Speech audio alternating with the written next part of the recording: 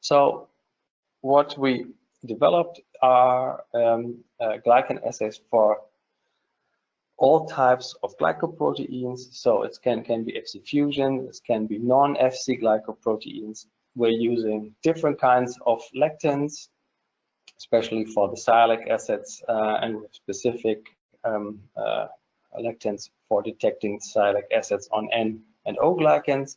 Additionally, we can also look at galactosylation and high mannose species using the proper lectins for this. Assay time is around an hour for a lot of samples on 384 well plates.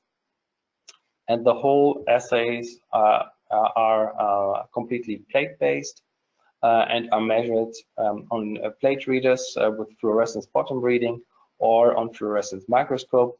And here you just see two quick examples on typical applications. One is clone screening that allows you to quickly identify the high sialylated products coming from the different clones. And the second example shows here how we can look at the product quality over the course of a bioreactor run. And this is a typical behavior that towards the end of the run, the degree of sialylation goes down, whereas the degree of galactosylation goes up. So yeah, that's just a short snapshot on what we do in terms of sialylation screening with these lectin-based assays. And this concludes my presentation for today. So thank you very much for your attention. And I'm ready for questions. Thanks a lot. Thank you, Sebastian.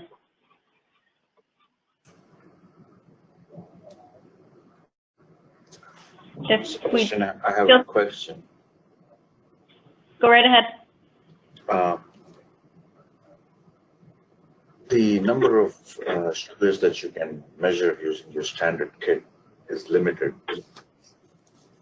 What are your options for, say, if we needed a custom profile, and how much does the assay change compared to the existing kit? I'm sorry. It was really difficult for me to understand the question. Okay, you have custom kits. Yes. Yes. Right. And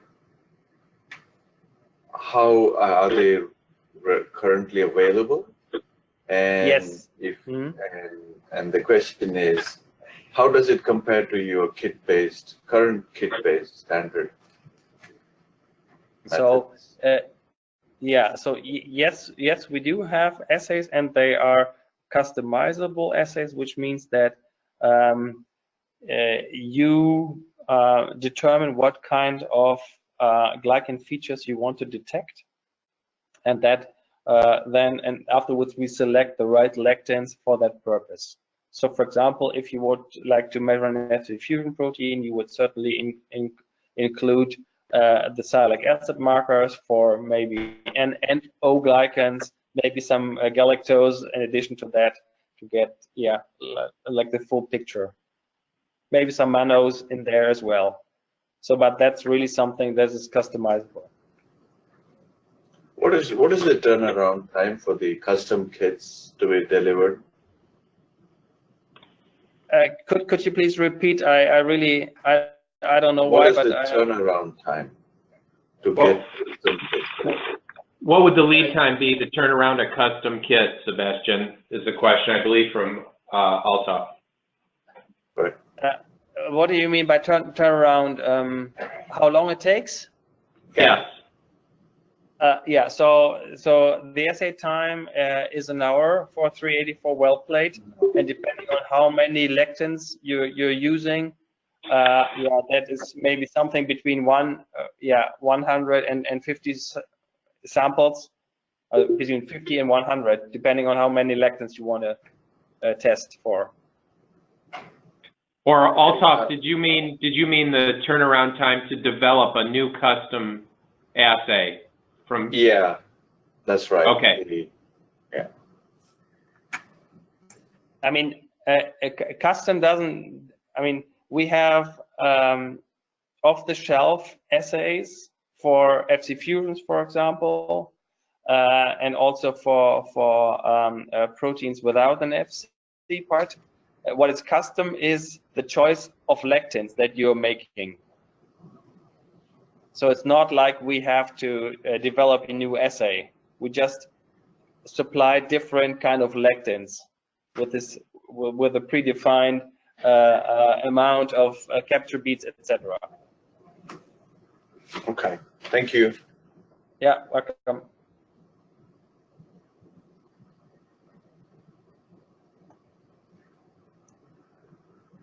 Still open to more questions if anyone has any more. Otherwise, we will certainly reach out to you with links to this presentation so you can view it again or share it with other people. We'll leave it on for another minute here, so if there's any more questions.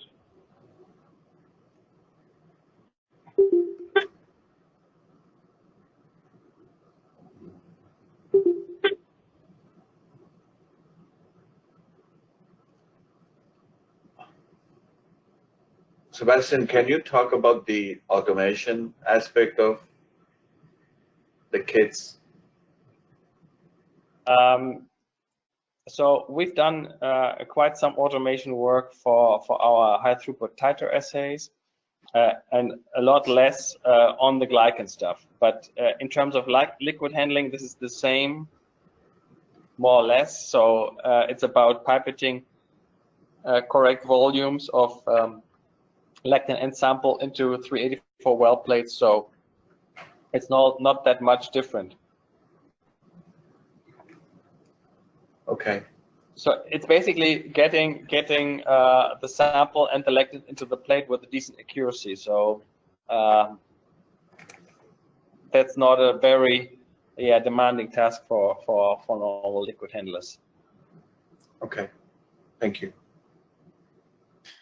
So Sebastian, this is Zufan. So from the lectin library that you have developed so far, we can say that we have 4 glycans that we can measure, isn't it? Yeah. And yes, that's pretty much it. Yeah. Yeah. I mean, if you include, for example, the lectin for the O glycans, then this would be a 5th. You would have 2 sialic acid binding lectins for O and N, and then maybe mannose, galactose, fructose. That would be a typical set. But as I said, for example, for sialylation, if you looking at glycoproteins and FC fusion proteins, really sialylation and galactosylation are the 2 main factors that you will want to look at. Yeah. Okay. Thank you.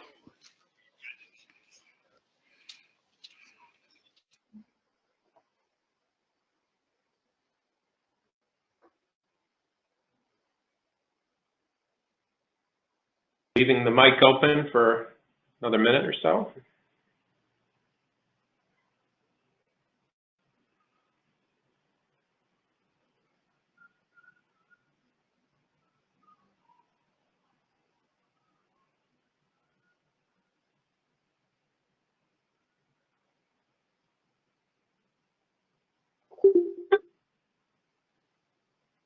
Okay, everybody.